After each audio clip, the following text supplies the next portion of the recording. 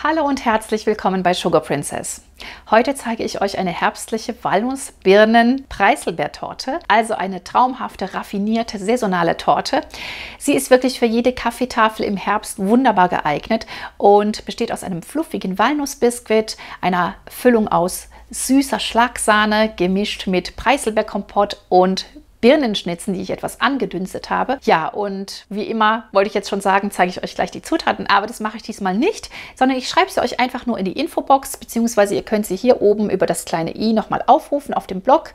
Und dort könnt ihr das Rezept auch ausdrucken und nachlesen. Die Zutaten zeige ich euch jetzt einfach, während ich die Torte zubereite, denn sonst ist es anfangs immer so langatmig und das stört mich so ein bisschen. Deswegen möchte ich das etwas verändern. Ihr könnt mir auch gerne reinschreiben, wie ihr das findet, ob ihr lieber die Zutaten doch sehen wollt am Anfang. Eins müssen wir jedoch wirklich zuerst machen, und zwar den Ofen vorheizen auf 180 Grad Ober-Unterhitze oder 160 Grad Umluft. Wie immer ganz wichtig bei Biskuit, denn der Ofen muss fertig sein, wenn die Biskuitmasse fertig ist. Und das geht ja ganz schnell, deswegen gleich mal vorheizen. Ihr braucht eine 26er Springform, ausgekleidet mit einfach nur einem Backpapier am Boden, die Ränder nicht fetten, wie immer, damit der Biskuit gut hochklettern kann. Und los geht's! Für den Walnussbiskuit werden wir uns erstmal die Eiweiß steif schlagen. Am besten mit einer Prise Salz.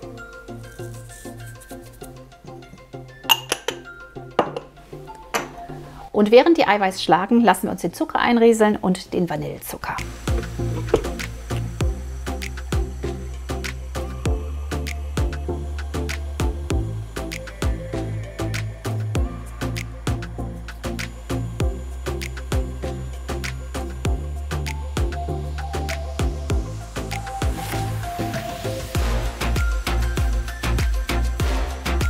Und sobald unsere Masse so schön steif geschlagen ist, dass sie wirklich Spitzen zieht, können wir uns dann die Eigelb nach und nach dazu rühren. Langsam unterrühren, damit wir halt den Fluff, den wir jetzt reingeschlagen haben, nicht wieder loswerden. Ja, und am Schluss kommen dann noch unsere Semmelbrösel und unsere gemahlenen Walnüsse hinzu.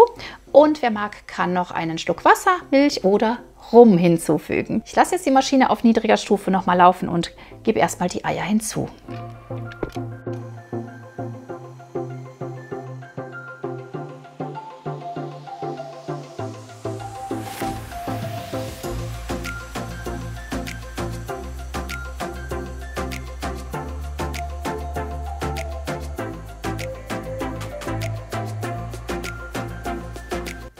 Und das reicht auch schon, da nicht mehr so lange rühren. Jetzt können wir die Schüssel aus der Maschine herausnehmen und machen mit der Hand weiter, beziehungsweise mit dem Spatel, damit wir einfach das bessere Gefühl haben. Im Hintergrund hört ihr wahrscheinlich schon den Ofen vorheizen. Die Masse ist super geworden. Und jetzt ist es so, dass wir uns am besten die gemahlenen Walnüsse mit den Semmelbröseln vermischen. Gerade in eine Schüssel geben. Die Semmelbrösel dazu. Gerade kurz miteinander vermischen. Und das Walnussmehl, das geben wir uns jetzt hier rüber. Einfach gerade drauf geben. Und jetzt gebe ich mir noch meinen Löffel Rum dazu. Und hebe das Ganze einfach nur mit dem Spatel unter. Und zwar immer so schön von außen nach innen erstmal.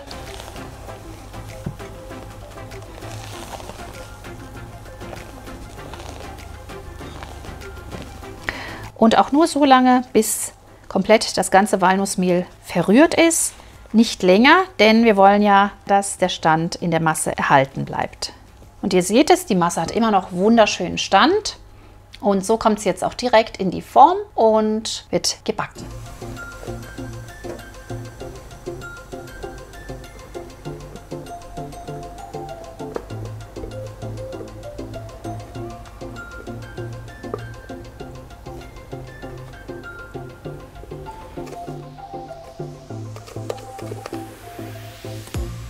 Das Ganze noch eine Runde glatt streichen natürlich und so schön auch an die Ränder ranstreichen. Das ist ganz günstig, dann kann er gut klettern. Und so kann der Teig jetzt bei 180 Grad Ober-Unterhitze für 30 bis maximal 35 Minuten in den vorgeheizten Backofen geschoben werden.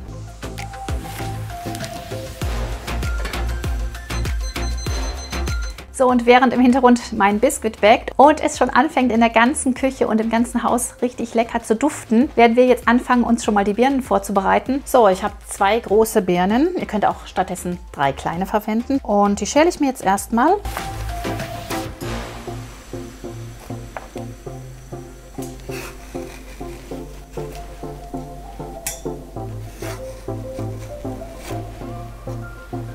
Und dann müssen sie natürlich entkernt werden und in Achtel und dann nochmal in Hälften geschnitten werden, also in Sechzehntel dann. Ich schneide das Faserige auch immer weg. So, und jetzt einfach einmal noch durchschneiden. Und die gebe ich mir jetzt in meinen Topf. Mit der anderen Birne natürlich genauso nochmal verfahren.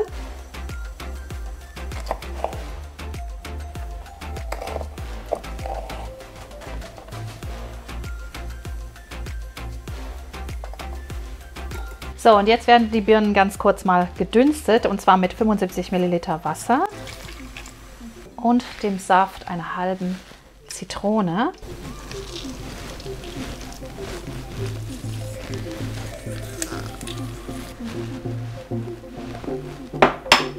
Einfach so 8 bis 10 Minuten dünsten bei mittlerer Hitze und dann können wir sie beiseite stellen und auskühlen lassen. Vorher natürlich die Birnen rausnehmen. Dabei möglichst wenig rühren oder gar nicht, damit einfach die Birnen uns nicht zusammenfallen, damit sie so schön ihre Form behalten. Die Hitze dann auch runterstellen, wenn es schön köchelt. Wenn nun unsere Birnen so schön weich geworden und glasig gedünstet sind, dann können wir sie aus der Flüssigkeit rausholen, abtropfen lassen und abkühlen lassen. So, nach 30 Minuten ist der Kuchen bei mir fertig. Genau, und jetzt kann man auch den Kuchen schon umdrehen. Wenn er so ein bisschen abgekühlt ist, den Deckel abheben. Und jetzt ziehen wir uns noch das Backpapier ab, vorsichtig.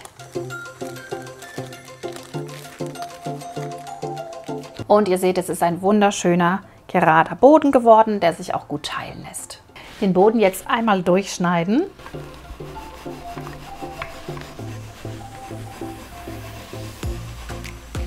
Und den Deckel abheben.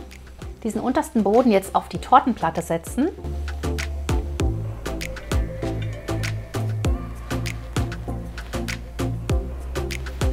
Jetzt können wir uns schon die Torte füllen. Das heißt, hier auf den Boden kommt jetzt der Preiselbeerkompott. Gerade etwas von dem Preiselbeerkompott glatt rühren. Ich nehme mal so das halbe Glas. In dem Glas sind 370 Gramm. Ich denke, so 200 Gramm reichen auf jeden Fall. Und jetzt können wir uns die Torte auch schon füllen. Den Kompott einfach auf die Torte geben. Einfach, dass es eine schöne Schicht Kompott ergibt. Oder nach Geschmack. Das Ganze jetzt schön verstreichen. Und ihr seht, ich lasse so ein bisschen am Rand frei, einfach damit es nicht so arg rausdrückt nachher. Ja, und jetzt schlage ich mir die Sahne steif. Ich nehme mal so 400 bis 500 Gramm. Sehr gut gekühlt, wie immer sollte sie sein. Und ich habe hier noch 2 Päckchen Sahne fest und 2 Päckchen Vanillinzucker. Und die Sahne am besten immer ganz kurz erstmal durchschlagen und dann erst das Sahnefest und den Zucker hinzugeben.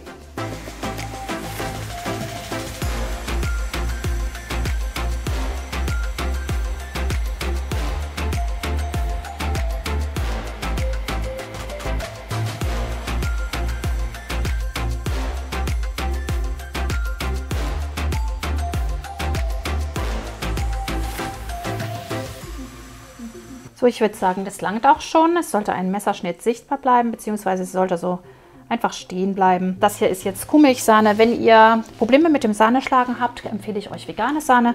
Da kann einfach gar nichts passieren. So, dann gebe ich mal etwas von der Sahne hier auf die Preiselbeerschicht.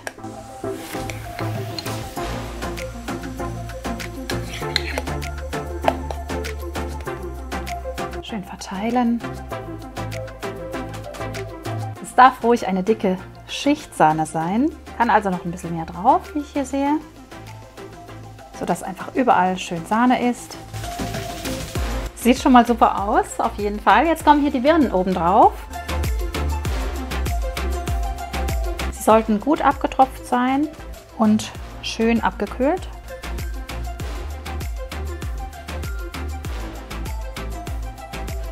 Ihr könnt selbstverständlich die Birnen auch würfeln oder pürieren, das geht genauso gut. So, ich denke, das reicht erstmal. Jetzt kommt hier erstmal der Rest der Sahne oben auf, um die Birnen schön abzudecken. Ihr könntet die Torte auch so schon servieren, da macht ihr es euch einfach. Einfach obendrauf noch ein bisschen Kakao oder Schokospäne streuen und servieren. So wäre die Torte dann sehr, sehr rustikal und auch sehr hübsch. Aber ich mache sie jetzt noch mit dem Deckel fertig. Bisschen festdrücken, also ihr könnt wie gesagt auch mit Ring arbeiten. Und jetzt streichen wir uns die Torte ringsum einfach nochmal mit Sahne ein und dekorieren sie zu Ende. So, die Sahne ist fertig. Wir können jetzt noch von außen schön einstreichen. Nicht so viel, es soll einfach nur eine dünne Schicht jetzt sein. Und das Ganze so schön bedecken.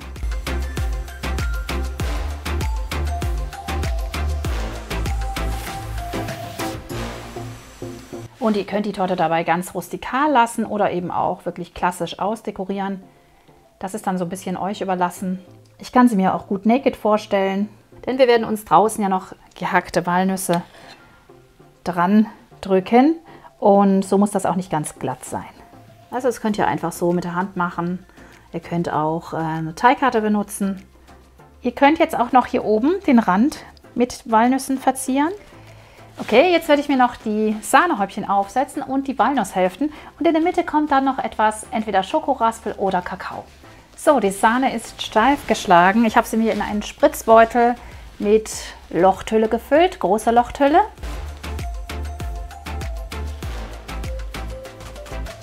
Und jetzt können wir uns die Tuffs aufspritzen.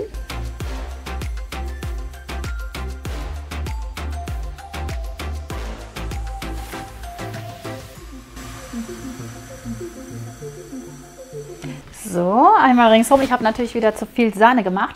Jetzt lege ich noch die Walnusshälften hier oben auf.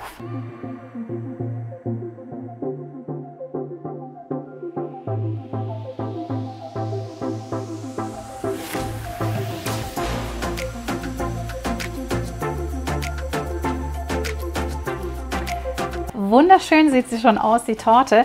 Fehlt jetzt nur noch das in der Mitte. Jetzt muss man sich entscheiden, entweder Kakao in die Mitte stäuben oder Schokoraspel.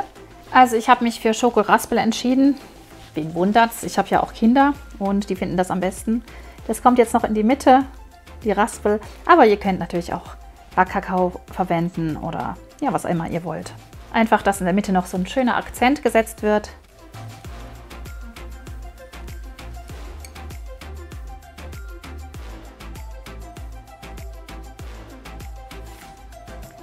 Das Ganze nach außen so ein bisschen auslaufen lassen.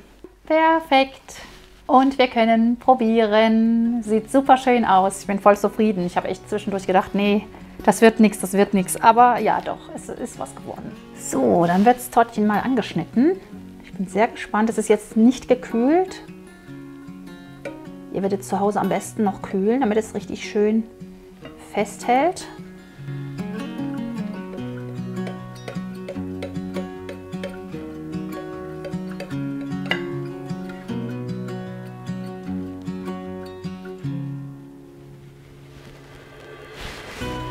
Und da ist unser Törtchen.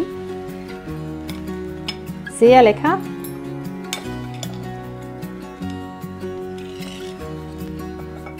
Wir sind schon sehr gespannt. Leider habe ich keinen Kaffee gekocht, aber wir probieren jetzt einfach mal.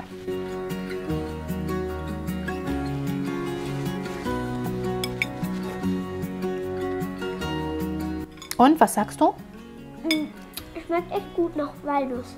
Nach Walnuss? Ja, ist auch Walnuss drin. Also der Boden besteht aus Walnüssen. Und die Birnen, schmecken dir? Ja, die passen da gut rein. Genau, ich finde auch die Kombination aus den Walnüssen, den Birnen und den Preiselbeeren.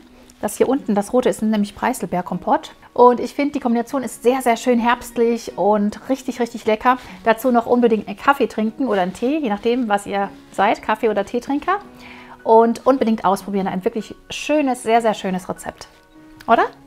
Ja, auf jeden Fall. Ja, zu empfehlen. Von Jo geprüft. Das war meine wunderschöne herbstliche Walnuss-Birnentorte. Ich hoffe, euch hat das Rezept gefallen. Wenn ja, dann hinterlasst mir bitte gerne einen Daumen nach oben und einen netten Kommentar. Wenn ihr den Kanal noch nicht abonniert habt, dann könnt ihr das hier auch gerne tun. Einfach unten abonnieren drücken und die kleine Glocke aktivieren. Dann bekommt ihr immer eine Benachrichtigung, wenn ein neues Video hochgeladen ist. Und ich freue mich natürlich wie immer über eure Tortenfotos. Schickt sie mir einfach per Mail oder taggt mich auf Instagram oder Facebook. Dazu findet ihr die Links auch in der Infobox. Und jetzt bleibt mir nur noch zu sagen, viel Spaß beim Nachbacken und bis nächste Woche. Tschüss!